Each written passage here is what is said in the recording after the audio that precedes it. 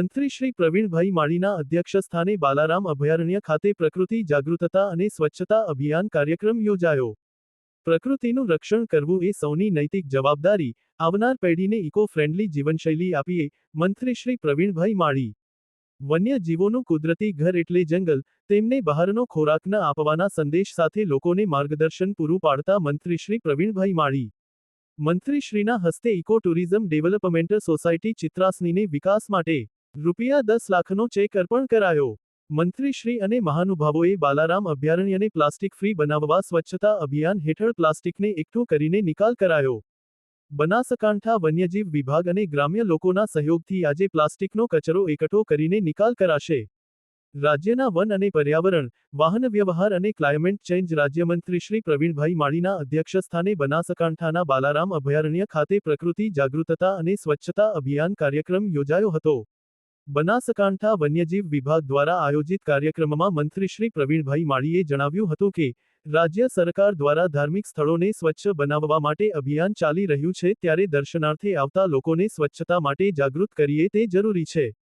તેમણે કહ્યું કે રોજિંદા જીવનમાં પ્લાસ્ટિકનો ઉપયોગ કર્યા પછી ફેંકી દઈએ છીએ, જે પ્લાસ્ટિક વર્ષો સુધી જમીનમાં પડી રહીને પ્રદૂષણ ફેલાવે છે અને પ્રકૃતિને મોટા પાયે નુકસાન પહોંચાડે છે। આપણે સૌ કોઈ સાથે મળીને આપણા ઘર, શેરી, ગામડા, ધાર્મિક સ્થળો અને જંગલોને પ્લાસ્ટિક ફ્રી બનાવવા છે। આવનાર પેઢીને આપણે શીખવવું પડશે કે ફક્ત ઇકો ફ્રેન્ડલી વસ્તુઓનો જ આપણે ઉપયોગ કરીએ અને પ્રકૃતિનું રક્ષણ કરવું તે સૌની નૈતિક જવાબદારી છે। મંત્રી શ્રી પ્રવીણભાઈ માળીએ જણાવ્યું કે પ્રકૃતિમાં વસવાટ કરતા પશુ પક્ષી અને પ્રાણીઓ માટે જંગલ જ તેમનું ઘર છે।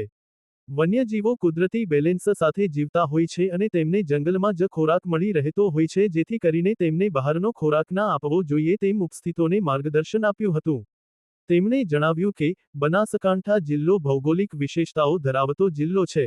અહીં જંગલ, પાણી, રણ, ખનિજ તમામ પ્રકારની કુદરતી સંપત્તિ રહેલી છે, જેનું રક્ષણ કરવું એ સૌની જવાબદારી બને છે।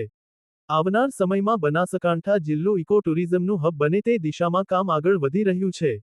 આ પ્રસંગે મંત્રી શ્રી પ્રવીણભાઈ માળીએ ઇકો ટુરિઝમ ડેવલપમેન્ટ સોસાયટી ચિત્રાસનીને ₹10 લાખનો ચેક અર્પણ કર્યો હતો। આ પ્રસંગે પાલનપુર ધારાસભ્ય શ્રી અનિકેતભાઈ ઠાકરે જણાવ્યું હતું કે હિન્દુ સંસ્કૃતિમાં પીપળ અને તુલસીની પૂજા કરીને પ્રકૃતિના રક્ષણને પ્રાધાન્ય આપવામાં આવ્યું છે। રાજ્ય સરકાર દ્વારા ગુજરાતના યાત્રાધામના વિકાસ માટે કાર્યો થઈ રહ્યા છે, ત્યારે તમામ યાત્રાધામ પ્લાસ્ટિક મુક્ત બને તે માટે સહિયારા પ્રયત્નો કરવા જોઈએ। આ પ્રસંગે બનાસકાંઠાના નાયબ વન સંરક્ષક શ્રી ચિરાગ અમીને જણાવ્યું હતું કે પ્લાસ્ટિક પર્યાવરણ માટે રાક્ષસ સમાન છે। જંગલ વિસ્તારમાં ખાખરાના પાન જેવા વિકલ્પોનો ઉપયોગ કરવો જોઈએ અને કચરો નિર્ધારિત ડસ્ટબિનમાં જ નાખવો જોઈએ। આ પ્રસંગે મંત્રીશ્રી, ધારાસભ્યશ્રી સહિત મહાનુભાવો અને અધિકારીઓએ બાલારામ અભયારણ્ય સ્થિત મહાદેવ મંદિરના દર્શન કરીને એક પેડ માં કે નામ અભિયાન હેઠળ જંગલ વિસ્તારમાં સ્વચ્છતા ઝુંબેશ હાથ ધરી હતી। આ સ્વચ્છતા અભિયાનમાં પ્લાસ્ટિકને એકઠું કરાયું હતું, જેનો ટ્રેક્ટરની ટ્રોલી મારફત નિકાલ કરવામાં આવ્યો હતો। આજરોજ બનાસકાંઠા વન વિભાગ, ક્રેડાઈ ગ્રુપ સહિતની વિવિધ સંસ્થાઓ અને ગ્રામ્ય લોકોના સહયોગથી કુલ 50મી વધુ ટ્રેક્ટર પ્લાસ્ટિકનો કચરો એકઠો કરીને તેનો નિકાલ કરાશે। આ કાર્યક્રમમાં બનાસકાંઠા નાયબ વન સંરક્ષક શ્રી ચિરાગ અમીન, શ્રી પી. જી. ગાડી સહિતના વન વિભાગના અધિકારીશ્રીઓ, ચિત્રાસની સરપંચ શ્રી, વિવિધ સંસ્થાઓના પ્રમુખશ્રીઓ સહિત બહોળી સંખ્યામાં નાગરિકો અને વન વિભાગના કર્મચારીઓ ઉપસ્થિત રહ્યા હતા।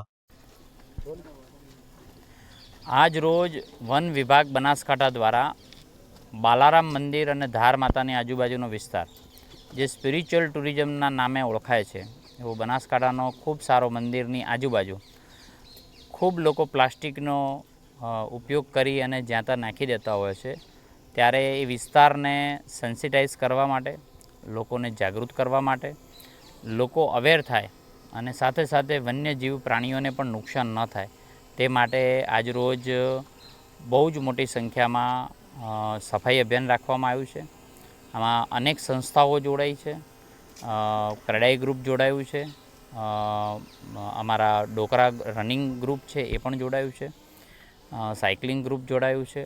એની સાથે વન્ય વિભાગના સૌ કર્મચારી, એ અધિકારી હોય, ફોરેસ્ટર હોય, વનપાલ હોય, રોજમદારો સૌ સાથે મળીને આ વિસ્તારને પ્લાસ્ટિક મુક્ત અભિયાન બને અને લોકોમાં જનજાગૃતિ આવે એ માટે આજે સફાઈ અભિયાન કર્યું છે। ખૂબ લોકોને હું એક વન મંત્રી તરીકે પણ વિનંતી કરું છું કે પ્રકૃતિનું જતન કરવું આપણી ફરજ છે અને સાથે સાથે વન્ય જીવોને પણ બચાવવા આપણી ફરજ છે.